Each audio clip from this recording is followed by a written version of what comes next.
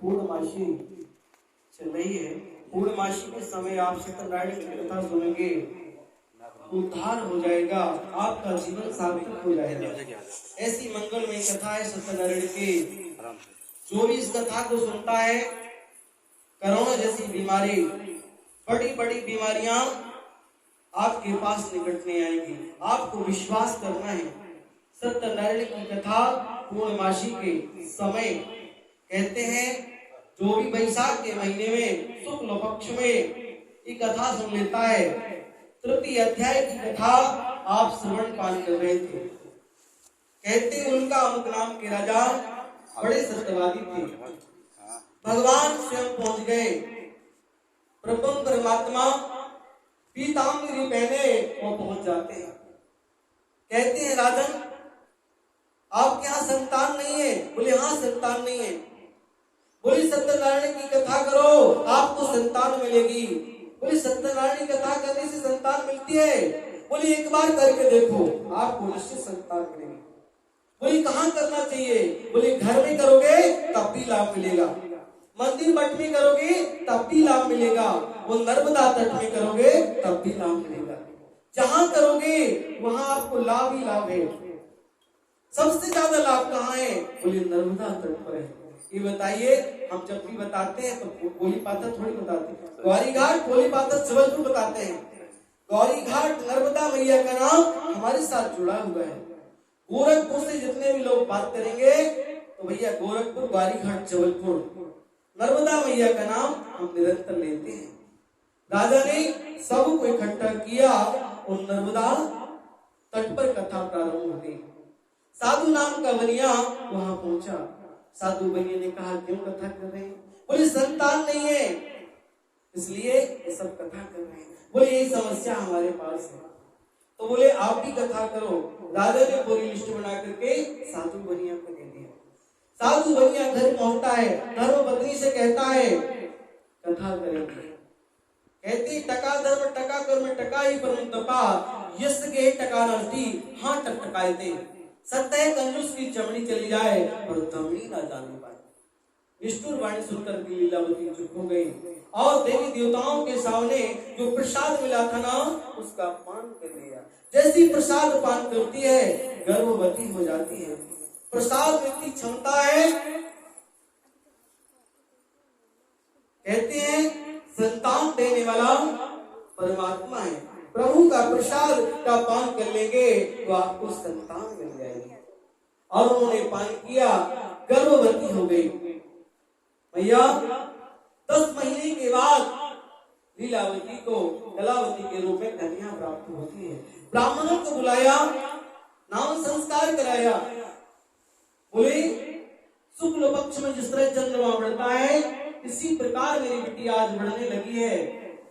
ब्राह्मणों ने कहा इसका नाम कलावती है। धीरे धीरे बड़ी होने लगी। अब 1 साल होता है, हम जन्मदिन मनाते हैं, हैप्पी बर्थडे टू यू, है ना। मोमबत्ती को लेते हैं, बुझा देते हैं और केक को काट देते हैं। ईसाई पद्धति को हम अपना रहे हैं, धिक्कार है हमारे मानव जन। और हम हिंदू समाज के हैं, ईसाई पद्धति को मत अपनाइएगा। अपनाना है तो अपनी माता पिता की आरती करिए, उनको सेवा करिए, उनके हाथ पांव दबाइए। वो क्या बोलना है? तुम्हें वो माता च पिता, तुम्हें वो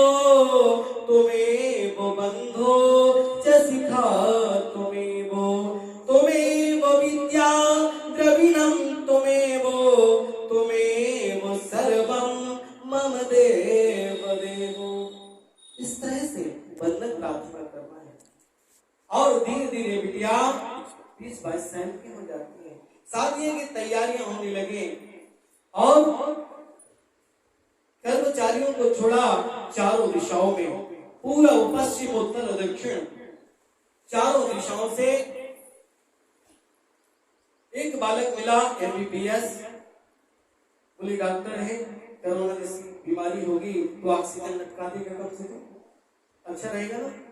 बोले बहुत अच्छी बात है। और तो बुलाया पंडित जी को, बुलाया पंडित जी ग्वारी घाट से आए, पंडित भगत जी महाराज। उन्होंने गुण मिलाया, 28 गुण मिले। बोली शादी कर दी जाए। शादी होने लगी।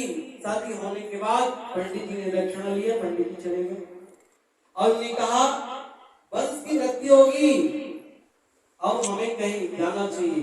बोले नगर राज्य बड़े बड़े राज्यों में न चल करके विदेश चला, और विदेश की रवाना वीजा पासपोर्ट पहले भोपाल से बनता था, अब जबलपुर से बनने लगा।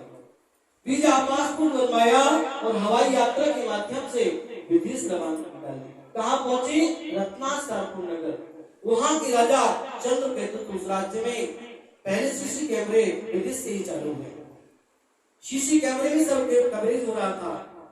उसे कहती चंद्रकेतु राज्य में चोरी हो गई, चोरों ने चोरी किया, वो भागने का प्रयास करते हैं। जहां ससुर जमाई ठहरे थे पोटली ले जाकर के वहां रख दिया। कर्मचारियों ने देखा सीसी कैमरे में चोरों ने चोरी किया है, वो भाग रहे हैं। जहां ससुर जमाई ठहरे थे पोटली ले जाकर वहां रख दिया। उन्होंने कहा चोर तो यही है, पोटली भी यही है, और लाठी से मारना प्रारंभ कर दिया। इतना हमारा बेचारे परेशान हो गए और हथकड़ी डाल करके घसीटते हुए राजा के पास ले गए। राजा ने एक बात न सुनी, समस्त धन अपने महल में रखवा लिया, उन्हें कारागार में नहीं महान कारागार में डाल दिया। वहां तो आलूगा घर पर उनकी पुत्री पत्नी को अत्यंत दुख प्राप्त हुआ। जो धन था उसे चोर उठा ले गए। माता पुत्री मानसिक शारीरिक कष्ट पीड़ित हो गई, खाने के लाले पड़ गए, अन्न का एक दाना नहीं था। माँ ने कहा वो चार घर से कुछ मांगला और कहते कोई पाथर में सब लोग पहचानते हैं, एक काम करो कृष्णा हाइट चले जाओ। और मैया ने कहा तो बिटिया कलावती कृष्णा हाइट पहुंच जाती है, वहां भिक्षाटन करती है। परंतु ये ब्राह्मण देवता यहाँ कथा चल रही थी, कथा सुनी, बहुत अच्छा लगा, प्रसाद मिला था, प्रसाद लेकर के चली आई। मैया ने कहा आज 7 दिन से भूखे हैं, अन्न का एक दाना नहीं है और तुम मस्ती कर रही हो, घूम रही हो ना मैया। हम तो गए थे प्रसाद कथा सुनने गए थे, कथा की बात करने गए थे और कुछ सीधा लेने गए थे, पर सत्यनारायण की कथा चल रही थी। एक प्रसाद मिला है मैया, आप और हम पाते हैं मैया।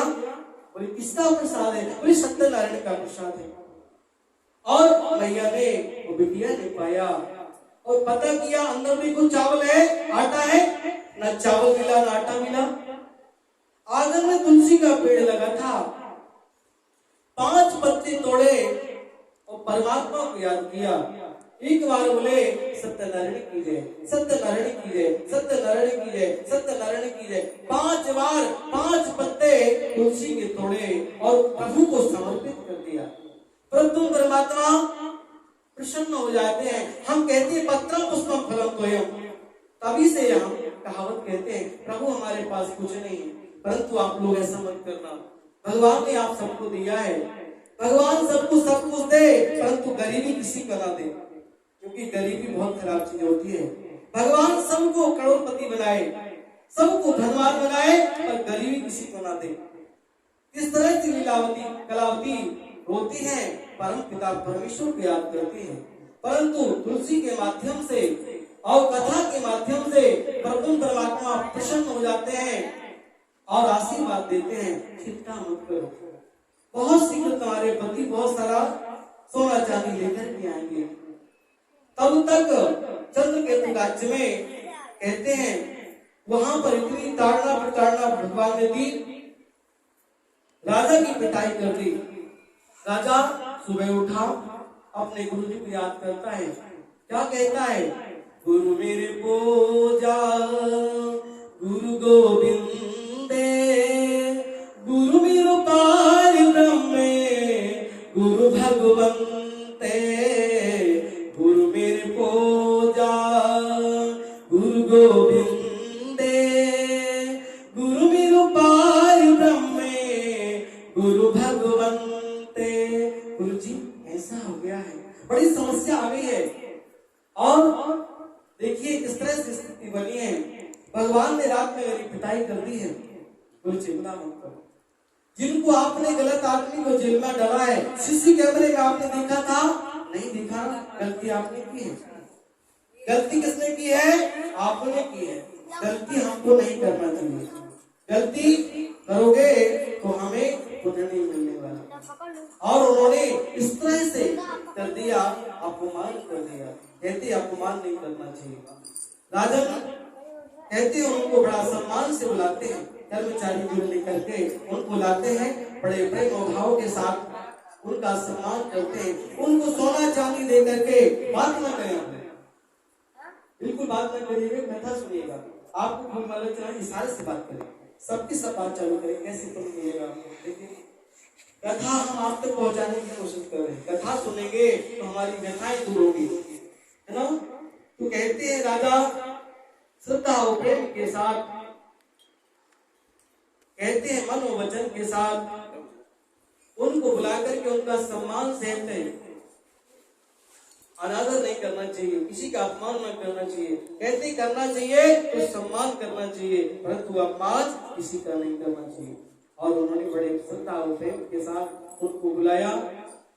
10 साल तक जेल में पड़े थे। उनके दाढ़ी बाल से बनवाए और सेठ के यहाँ जाकर के दाढ़ी बाल बनवा करके बड़ा प्रेम के साथ, भाव के साथ उनके कपड़े, वस्त्र, आभूषण, सोना चांदी इतना दिया 1000 गुना ज्यादा दे दिया।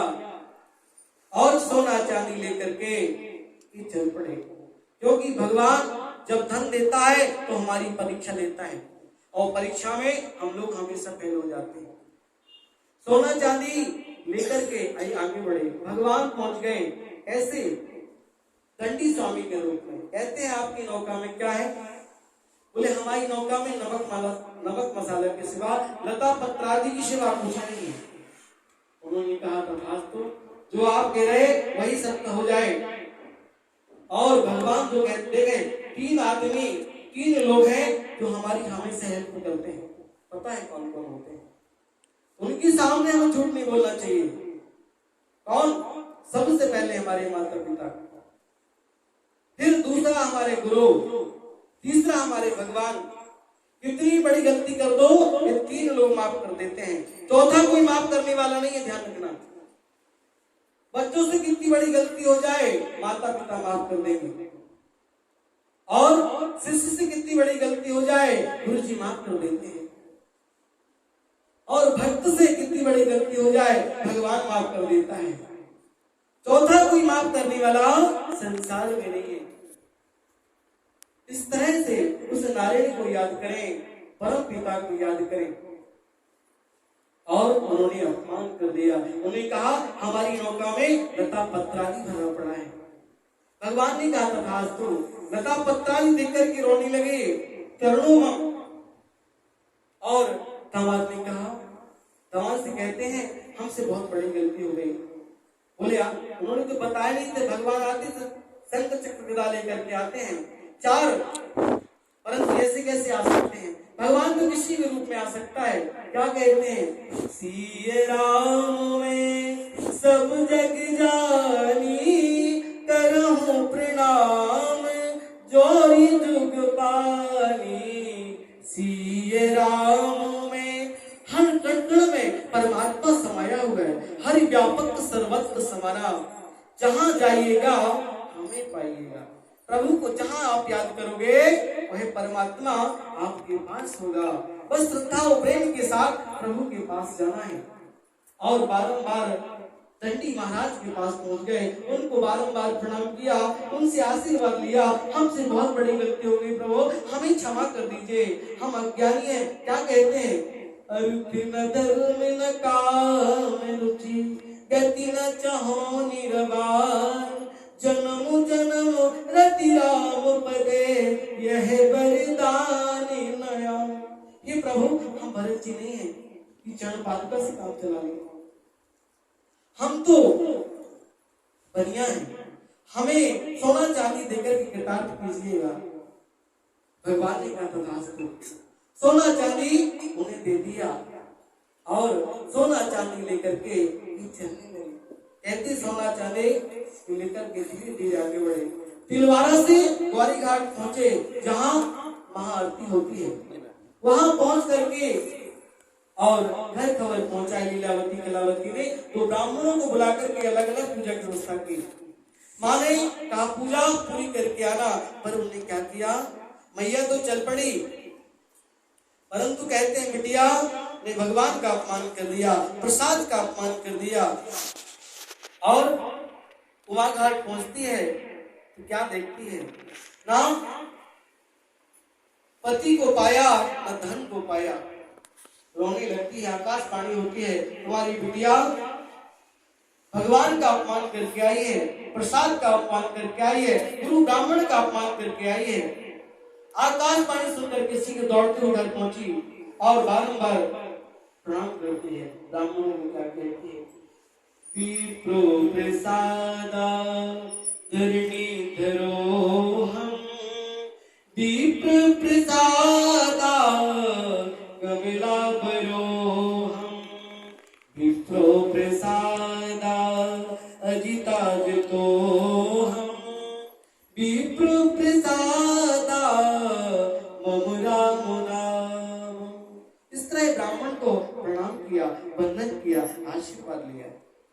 ब्राह्मणों ने आशीर्वाद दिया कि तुम्हें सोना चांदी में मिले, तुम्हारे पति मिल जाए। और भगवान ने भी आशीर्वाद दिया। दौड़ती दौड़ती पहुंची नर्मदा जी में और उमा घाट में क्या पाते हैं, पति को भी पाया, धन को भी पाया।